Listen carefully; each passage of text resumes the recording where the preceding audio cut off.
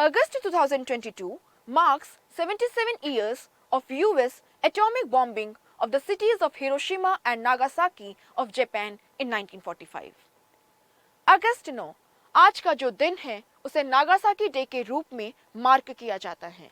The reason is इसी दिन 1945 में यूएस ने फैट बॉय नाम के एक एटॉमिक बॉम्ब को जापान के शहर नागासाकी के ऊपर ड्रॉप किया था. इससे ठीक 3 दिन पहले अगस्त 6, 1945 को जापान के एक दूसरे बड़े शहर हिरोशिमा के ऊपर भी लिटिल बॉय नाम का एक एटॉमिक बॉम्ब जो है उसे ड्रॉप किया गया था. माना जाता है कि हिरोशिमा और नागासाकी के ऊपर ये जो एटॉमिक बॉम्ब्स ड्रॉप किए गए, इनके अंदर 1.5 लाख से भी ज्यादा लोग जो हैं उन्होंने अपनी जान गंवा दी. इतना ही नहीं, न्यूक्लियर वेपन्स के रेडिएशन का जो इफेक्ट है वो जनरेशंस तक जापान की जो सिटीजन्स हैं उन्हें अफेक्ट करता रहा है. इसके अलावा सिटी ने जो डिस्ट्रक्शन देखा, जो तबाही देखी, वो ह्यूमन हिस्ट्री में इससे पहले कभी नहीं देखी गई थी. क्वेश्चन ये उठता है कि 1945 जब second world war almost was on the verge of ending, खत्म होने वाला था, तब यूएस ने एटॉमिक बॉम्ब जो है उसे ड्रॉप करने का प्लान क्यों बनाया? और जो प्लान बनाया गया उसके अंदर जापान के शहर हिरोशिमा और नागासाकी को ही इंक्लूड क्यों किया? Welcome to super IAS by text book. I am Sonpriya and friends, आज हम डिस्कस करेंगे कि why US decided to use atomic bombs in 1945 on the cities of Japan, Hiroshima and Nagasaki, and why Hiroshima and Nagasaki were chosen as the prime target. कहानी कुछ ऐसी है. 1939 में second world war जो है वो शुरू होता है. 2 अपोजिट ग्रुप्स थे. एक यूएस लेड एलाइड पावर्स थे जिसके अंदर यूएस, ब्रिटेन और वेस्ट यूरोपियन कंट्रीज थी. दूसरी तरफ एक्सिस पावर्स थे जिनके अंदर जर्मनी, इटली और जापान था. मूविंग फास्ट फॉरवर्ड टू 1945 के मई महीने तक इटली, जर्मनी सरेंडर कर चुके थे और यूरोप के अंदर लगभग जो द्वितीय विश्व युद्ध है, सेकेंड वर्ल्ड वॉर है, वो खत्म हो चुका था. लेकिन एशिया के अंदर अभी भी सेकेंड वर्ल्ड वॉर जो है वो कंटिन्यूड था. एंड द रीजन वाज जो जापानीज फोर्सेस हैं they were not ready to surrender in front of the allied powers. जुलाई 26 में एक वार्निंग दी गई यूएस के प्रेसिडेंट हैरी ट्रूमैन के द्वारा जापानीज फोर्सेस को कि सरेंडर कर दीजिए, otherwise you will regret. But Japanese forces were not ready to surrender.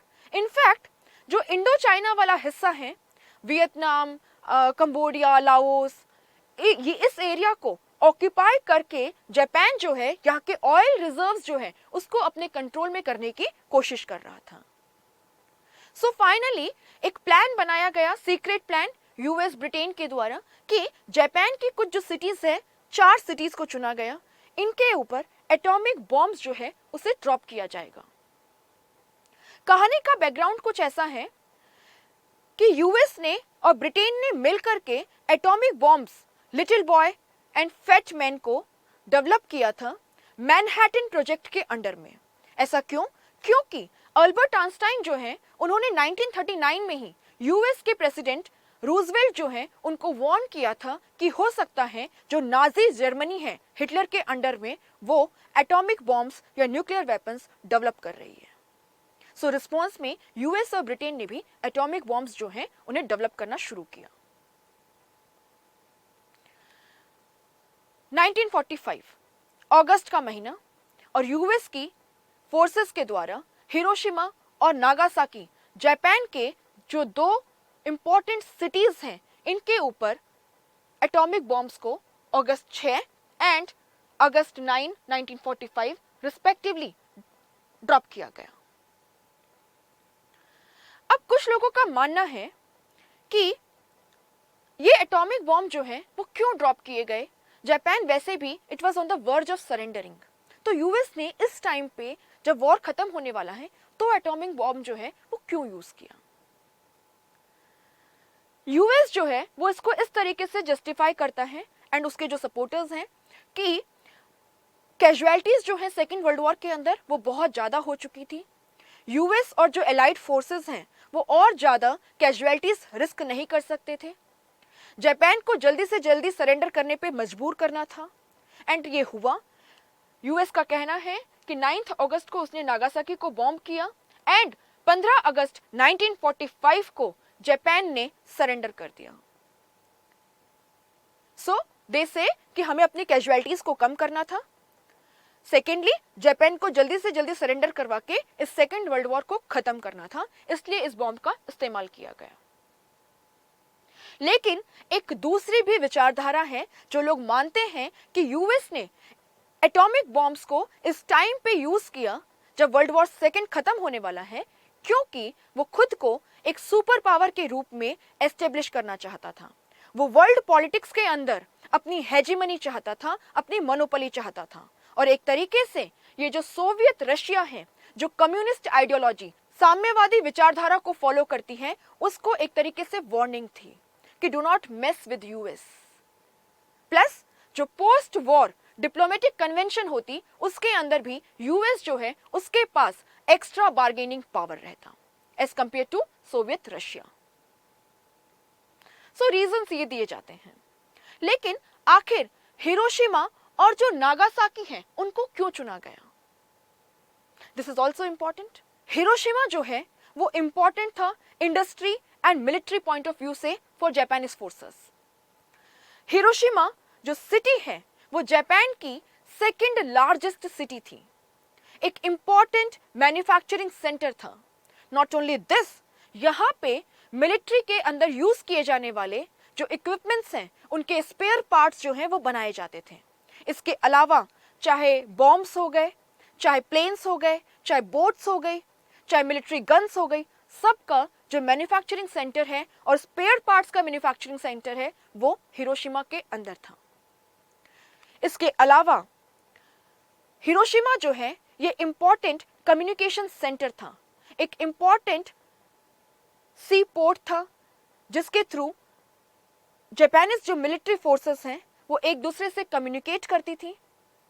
Plus यहाँ पे जापानीज जो इंपॉर्टेंट मिलिट्री सेंटर है, मिलिट्री ट्रूप्स हैं, वो भी स्टेशन्ड थी। सो हिरोशिमा के ऊपर अटैक करके जो एक इंपॉर्टेंट इंडस्ट्रियल सेंटर है, मिलिट्री पॉइंट ऑफ व्यू से बहुत इंपॉर्टेंट है, जापानीज फोर्सेस की जो लड़ने की कैपेबिलिटी है उसे सिग्निफिकेंटली क्रिपल किया जा सकता था और उसको सरेंडर करने के लिए फोर्स किया जा सकता था। So this was the reason कि हिरोशिमा जो है उसे टारगेट किया गया। Why Nagasaki? नागासाकी जो है वो एक इंपॉर्टेंट शिप बिल्डिंग पोर्ट के रूप में डेवलप हो रहा था। इसके अलावा यहाँ पे भी मिलिट्री में यूज होने वाले जो इक्विपमेंट्स हैं, जो ऑर्डिनेंस हैं, वो मैन्युफैक्चर किए जाते थे एंड ये जापानीज जो फोर्सेस हैं उनको री-इन्फोर्समेंट में हेल्प करता था। सो इसीलिए ये जो दो सिटीज हैं इनको टारगेट बनाया गया। कहानी में एक ट्विस्ट है। नागासाकी जो है उसके ऊपर 9 अगस्त नहीं 11 अगस्त जो है तब अटैक होना था। इनफैक्ट नागासाकी जो है वो सेकेंडरी टारगेट था। जो प्राइमरी टारगेट था वो था जापानीज सिटी कोकुरा।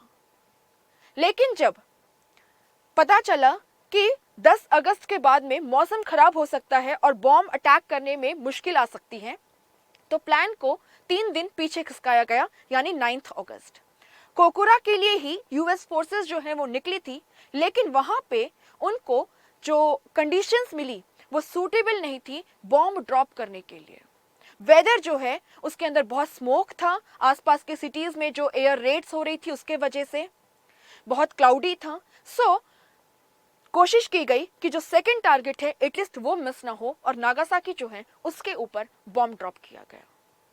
होप आपको समझ आया होगा कि यूएस के क्या रीजंस थे जब सेकेंड वर्ल्ड वॉर खत्म हो रहा है तब एटॉमिक बॉम्ब्स को यूज करने के, and yes, why the city of Hiroshima and Nagasaki were chosen as the target in dropping this atomic bombs. दोस्तों, आशा करती हूँ वर्ल्ड पीस के लिए, हम सबकी स्टेबिलिटी के लिए एंड यस ह्यूमन सिविलाइजेशन के सर्वाइवल के लिए कि फिर से कभी हमें ऐसा मनहूस दिन जो है वो देखने को नहीं मिले। आज जो न्यूक्लियर वेपन्स की इतनी रेस हो रही है दुनिया भर के देशों के बीच में, इसको रोकने की बहुत आवश्यकता है। पूरा मुद्दा आपको समझ में आया? अगर ऐसे ही इंफॉर्मेटिव कंटेंट को आप रेगुलरली जानना चाहते हैं तो आप हमारे channel super IAS by text book को सब्सक्राइब करके बेल आइकन प्रेस कर सकते हैं। इसके अलावा अगर आप यूपीएससी सिविल सर्विसेज के लिए एक वन स्टॉप सोल्यूशन ढूंढ रहे हैं तो आप हमारे सुपर कोचिंग के कोर्स को सब्सक्राइब कर सकते हैं, जहां पे एक बहुत ही अफोर्डेबल कॉस्ट पे आपको क्वालिटी कंटेंट जो है वो प्रोवाइड किया जा रहा है, वो भी from the comfort of your houses. आपको 30+ video courses, 550+ mock test, study notes in PDF format and yes live classes by experts, everything you are getting just for ₹2,500 per month। आप चाहें तो ये कोड SON20 SON20 यूज कर सकते हैं और इस फीस के ऊपर आपको मिलेगा फ्लैट 20% का डिस्काउंट। इसके अलावा अगर आपको फ्लैट 50% डिस्काउंट चाहिए सुपर कोचिंग पे तो आप रोज मेरे साथ जुड़ सकते हैं Monday to Friday 6 PM to 6:30 PM on text books app for a master class, जहां पे मैं आपसे कुछ क्वेश्चंस पूछती हूं और अगर आप मैक्सिमम क्वेश्चंस का आंसर करेक्ट करके लीडर बोर्ड को टॉप करते हैं तो आप में से एक जो है वो लकी विनर हो सकता है, जिसे हमारे सुपर कोचिंग की फीस पे फ्लैट 50% का डिस्काउंट मिलेगा। रोज एक स्टूडेंट को मिलता है Monday to Friday. Thank you so much.